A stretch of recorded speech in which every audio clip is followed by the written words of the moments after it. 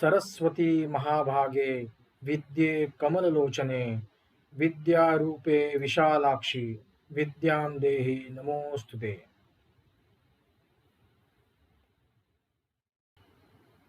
Friends, a very warm welcome to all of you on my YouTube channel today. This is day 3 of this Navratri series.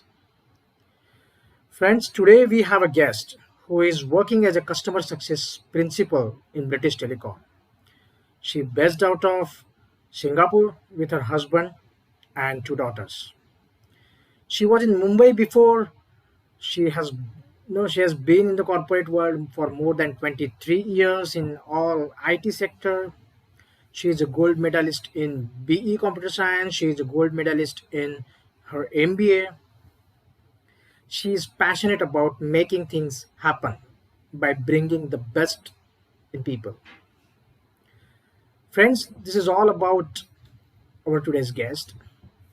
But let me tell you, I I was working with her earlier, and I really admire her for her skills of problem solving skills and people management skills.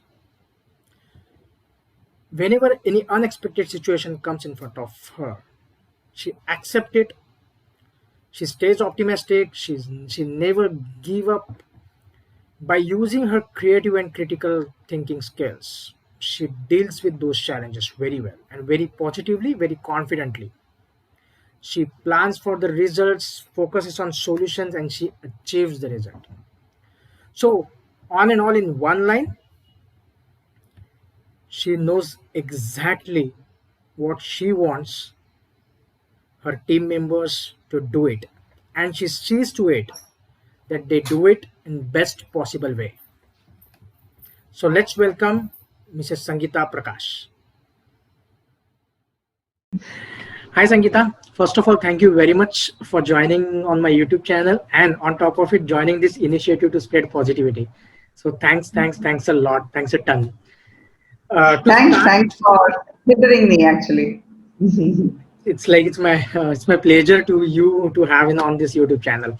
So Sangeeta, to start with, the first thing first, when it comes to lockdown, when it comes to this entire pandemic situation, right? Everyone was like having a different experience altogether. Some people were like shocked. Some people are like, there are few people who are also like, wow, my dream was to do the work from home, and now I'm getting that chance initially. So as far as your experience concerns, Sangeeta, how was your thought process when this entire lockdown or pandemic season started? I would say I actually just went with the flow initially. I live in Singapore, so we actually experienced COVID much before the rest of the world did. That exactly happened during the Chinese New Year time, when there's a lot of influx of travelers from China. So we knew there's something like that happening in China. Where it started impacting me was more professionally first, because I handle travel and logistics customers. So travel and logistics are one of the most impacted in this whole COVID situation. So one of my key customers has a contact center in Wuhan. Wuhan is the epicenter of this whole COVID-19. It used to be called novel coronavirus at that time. So my first understanding of COVID is, oh my God, these agents cannot go to office. So what do we do? And it was such a rush from the perspective of my customer.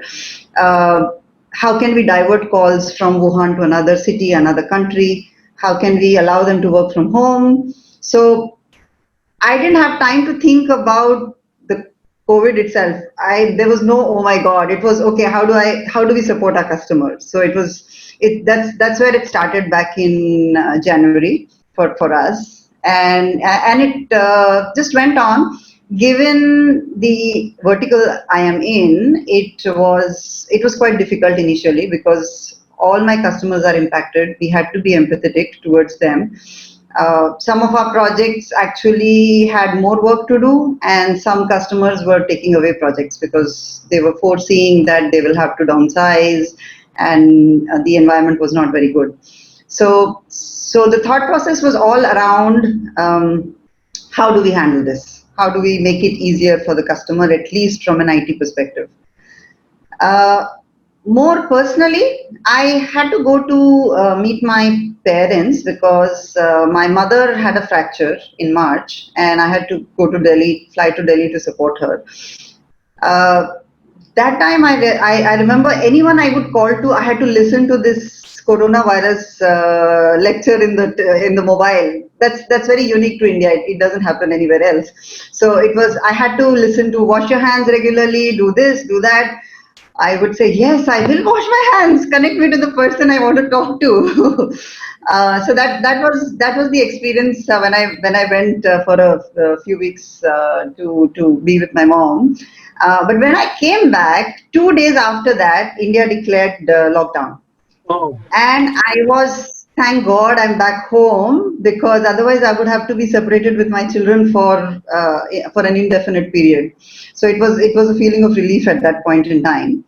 That followed with some anxiety because my elder daughter is in 12th or was in 12th at that time, and her IB exams got cancelled. So board exams got cancelled. So we had no idea how they will give the score, and 12th is really very important. So that was an anxiety for some time, and eventually IB gave some instructions, and we said, okay, they'll do something about it. Followed by my younger one had to start home-based learning, and there was curiosity. How does home-based learning actually work? Children are not used to sitting in front of a laptop all day, and how would it even work? It was new for the teachers, it was new for the school, and so there was, I would say, it was curiosity at that point in time. But we just went with the flow. So whatever had to happen happened, and I'm not the kind who gets worried. The whole world is fighting it out, so I'm not the only one. Um, for me, it was being in IT. I've always had a virtual team, so it's never that I am in an office with people sitting next to me for a meeting. Virtual meetings are something I've been used to forever, since I started working. So that part wasn't hard at all. But the fact that you don't see anybody outside your home can be a little bit depressing at times because you don't see your friends, and you don't talk to anybody outside, and you're just working all day. Managing your children, so that can create anxiety as in the beginning, but then I think as we got used to it, it sorted itself out, and we got used to it. So I think for me, it was just go with the flow and treat it as a new experience. That was my thinking. cool. And when you mentioned that 2 days just before this lockdown announced in India, you left. So it was a great escape, Sangeeta. Or it would have been a different experience altogether, which you might not like that time. So it was a great aspect. So now, Sangeeta, my second question is towards the basically whenever I had a meeting with other people, right?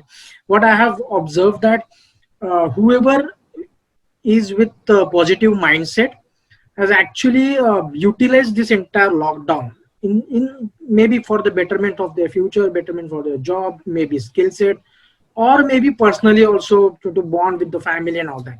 So I would like to know from your side, how did you utilize this entire lockdown period when you were in Singapore, basically?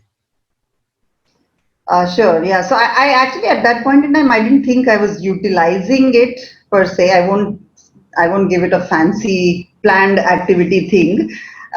So for me, initially it was, as I said, it was initially a lot of extra work because of the situation my customers were in. So I was focused on that. It became actually more a 10 to 12 hours work day for me to start off. So that was how it all started. But then what happened was, I mean, I knew that people are going through different kinds of anxiety at this point in time. And I have a virtual team. So I have a team which spans across Singapore, of course, Malaysia, Philippines, a lot of team from India. Germany, Netherlands, so and China it's also. So I have a very diverse team. What we used to do is we soon realized that mental health is becoming a big thing in these times when everybody is just confined to their homes. And what we started was virtual coffee sessions. So we said, okay, let's connect over coffee. You bring your own coffee, and sometimes in evening bring your own beer. Whatever you drink, just get it, and we'll talk outside work. So of course there are these regular formal meetings, team meetings that happen on a more formal basis, but this was more informal and asking about what's happening in your country, how many cases are there, is it lockdown, is it and it has a slightly different flavor in different countries. So it was interesting to know how different countries are doing. Some countries believed that they were very strict. Like in Singapore, they were very strict about wearing masks, about stepping out of the home. And there are extremes in some European countries. There was no wearing of mask. There was no all that was not compulsory. So it was interesting to see how different countries were working around that. But what was even more interesting was to see how different people were adopting to it. And as a woman, it was interesting for me to see how men were doing a little bit more for the upkeep of their house. So men were becoming chefs. There were men who were helping with cleaning up the house, which is I would say relatively unheard of. And so it was interesting to see how different people were doing. So yeah, that's how it all began for me. More personally, I would say, I mean, it's probably a bit saddest to say that, but I actually really enjoyed the time of staying at home, and I'm still working from home. So for me, the situation was that my daughter had her 12th exams got cancelled. So since, I mean, we all know that starting ninth onwards, children become very busy with their studies. So I was actually missing my time with her all of these 4 years, and suddenly she was with me. She had nothing to do, and she could sit and chat with me all that I wanted, and it was so marvelous. I absolutely enjoyed that time with her, with the family. Actually, being a working mom, I've always had very limited time with them during the weekends or annual holidays, and these holidays in corporate world is so precious and few that I didn't realize. But then we were eating lunches together, and I, it's such a simple thing, but for me it meant a lot. It meant so much that I was eating my meal, especially lunch, which I'm not used to eating with them. I was eating with my family, with my daughters, with my husband, and I used to love those lunch discussions. Even if it was for 15 minutes or half an hour, I used to absolutely love those discussions that we used to have about what's happening in the world, what she wants to do, because it's her, she was stepping towards university. So I think I had a good time. Weekends, we used to bond over board games. All of us, me and my girls, we used to usually get a different game every weekend and play something or the other, and it was fun. So I know I have bought a few more board games during COVID, because of COVID, and have no, you can't do anything else. You're at home, so you may as well have fun with each other. The good thing is that my neighbor has a library of board games. And by library, I mean a library. Like you have bookshelves at home, they have a huge shelf full of board games. So once in a while, we would borrow from them, and we used to learn. And so these board games takes anywhere about 3 to 4 hours if you really want to play it end to end. And both my daughters are very competitive, so they would be like every week who's winning. So that was a fun time. And to stay sane, I would say I stepped up my exercise. At my age, you can do with a little bit more exercise. So I did that. Fortunately, here you can go out for exercise, and if you're doing strenuous exercise, you don't have to wear a mask. Other than that, you have to just simple stroll. You have to wear a mask if you're running. If you're doing strenuous anything, you don't have to. So I stepped up my exercise because I got that extra time in the morning because I didn't have to travel to office. I saved that time. I used it to exercise. More than my own exercise, I think I found a sense of achievement in getting my daughters to exercise, because children don't want to do those regular exercises, right? They want to just go out and play, and that go out to play was not an option during during COVID. So and then they would just sit and do nothing and kind of get very irritable, and I use an app for exercising myself sometimes. And but they don't want to do what mommy does, so they want to do their own thing. So I said, I mean, it's fine. Whatever you do, just do something. And they found their own gurus, virtual gurus, and they watch YouTube and do their exercises. But they did. Eventually, they got on to doing it every day. So that I thought was a sense of accomplishment, more than what I can ever get in office. So so yeah, so that was great. I also use the time to connect with distant friends. So during normal times, I can at most talk to parents on both sides and siblings on both sides, but this allowed me to talk to friends I hadn't connected with in a long time across the world. A lot of them are in US. So it was interesting to know how each one of them is dealing with it personally, what's happening with their children, how they are. So that I think was interesting for me, and I mean that's pretty much a lot, I would say. So in Singapore now it's opened up, reasonably opened up, not completely, but here they call it the circuit breaker, and circuit breaker was lifted in July in phases, phase one, and we are in the phase two of lifting up. So we have restrictions, but we can pretty much do everything as long as we follow the rule book. I think we're not so restricted anymore. Though of course we still do work from home. Schools are going on here, which is good, Oh, and school schools are started. Okay. yeah. School started back in June itself. And so the approach that Singapore government took was that children are more resilient, and they were the first one to let out. And of course, schools also have social distancing to be maintained, but they are able to do that. In fact, they're able to also start their sports team coaching. Also has started, but adults still work from home, and slowly they're releasing that as well. So yeah, but for me, I think work from home has become BAU, business as usual, and I'm good with it as of now. Great. Great to see that, that you have not only, I mean, you enjoyed that. See, I agree, it's the saddest part that it's a COVID, but there is always the other side, right? COVID is, everyone is talking about all the negative stuff, but there is always the other side. And I have realized that very well after talking to you, to other people, that yes, there is a way to enjoy that movement, maybe from some other perspective, but there is a way, and we should do that. So that's great, Sangeeta. My last question, Sangeeta, towards it, when I started my career in Emphasis, I was that time, I joined in 2006, I guess. And if you recollect that, that time my project manager was like on notice period, and she just left. When I joined, she left in a week's time, and that time you had actually taken over that entire project. So till that day, I would say, Sangeeta, though I was working, though I was, I had a good, 3 to 4 years experience, but problem solving can be a skill. I was not aware about it. Okay. But interaction with you initially, and that too when there was an issue in, actual Diwali season, and the way we actually, work towards it, and, we solved that problem.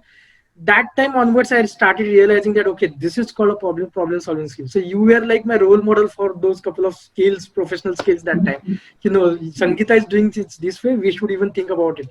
So that problem solving, whenever there is even in interviews also, whenever there is a question comes up, do you know what do you think about problem solving skills? Can you just explain this? So for me, it is like Sangeeta's all professional activities comes in front of me. So my next question is towards that, Sangeeta,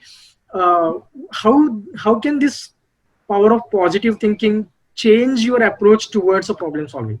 So what do you think about it? Yeah, I mean, staying positive in these times has been more critical than ever. I would say. So I'm actually when I think of positive thinking, I'm reminded of Obama, because he won the presidential election saying yes we can, and so that's a very short statement, but it's such a powerful statement, and that helps you believe that nothing is impossible. So and that's how I would start. And my view to this is positive thinking makes things possible for you. It opens doors and allows you to say, maybe I should try it. It helps appreciate the journey, and we live life day to day. We have goals, and we have a journey to achieve that goal. I strongly believe that we should really enjoy the journey. Yes, achieving that goal is important, very important for most of us. But it's the journey which is more beautiful than the goal itself, because it's in this journey that you make friends, and it's in this journey that you do things right, wrong, change your course. And it's these finer things that you learn to appreciate if you have a positive mind, which otherwise you totally miss out. So there are situations, of course, in life that you can't control. So you have the choice of saying, I'm stuck, or you can say that I'll unblock it and move on. You can say the glass is half full or half empty. I prefer to say it's half full. Uh, Positive thinking is like saying, keep moving and you'll get your balance right. Don't stop. It's like dancing in the rain with joy. So that's what to me is positive thinking. Of course, there are situations that sometimes accepting it is difficult. We have constraints, but end of the day, if there's nothing you can do about it, let's just see what's the art of the possible, rather than sulking about it. So that's what I would say. So and hence, when it comes to problem solving, maybe as project managers we are taught about constraint based project management, constraint based problem solving. So there is always a situation, there are always constraints, and you maneuver around that, and that's how it is. You do what you can do and not worry about what you can't do. You think about it, you evaluate the risks, but you have your mitigation, so you just move on. And I would say, in difficult times, when it gets on to be too much for you to handle, talk to people. There is always a set of people who are probably facing the same issue. They may have their unique challenges different from you. Sometimes you hear about other people's challenges and you realize yours is just nothing in front of what many others are facing. I would say lean in. I think lean in is a very strong tool that we can use. Lean into other people, create your network, talk to people, and your horizon will broaden, your horizon will expand. And in fact, you can form a support group which can laugh out the problems instead of sulking. That's what I would say, positive, and I truly believe in the art of the possible. Great, great. Oh, there is one, Hindi song for that, कि दुनिया में कितना गम है, मेरा गम कितना कम है. It was like Rajesh Khanna, picturized on Rajesh Khanna and all. So seriously, that's the way we should look at it. So on this note, Sangeeta, I'm concluding this meeting. Thank you so much again for joining this, and thank you for joining this initiative. And I'm sure people will definitely start thinking something on this. My only objective is to spread positivity as much as we can, so that at least if someone will get help out of it, that will be really great. So that's the only objective I'm just keeping here.